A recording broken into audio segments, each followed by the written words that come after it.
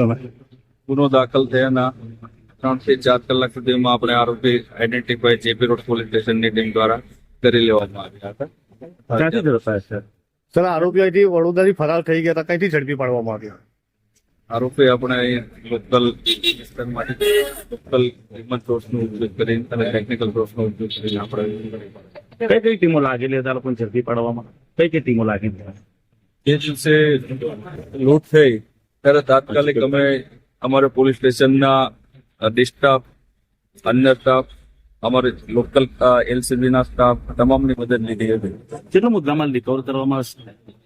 1,01,500 રૂપિયા રિકવર કરવામાં આવેલા છે. અન્ય કોઈની સંડોવણી એવું કે ક્યાં 3,000 રૂપિયા હતા? ના, અત્યારે હાલમાં તપાસ ચાલુ છે. જો કોઈ એવું જણાય આવશે કે કોઈ અન્ય ઇસમમાં સંડોવાયેલો છે તો એમને ચોક્કસ એને તેના વિરુદ્ધમાં તપાસમાં બીજા કોઈનું નામ ખુલ્યું હોય એવું કંઈક? હાલ સુધી કોઈ નામ ખુલ્યું નથી.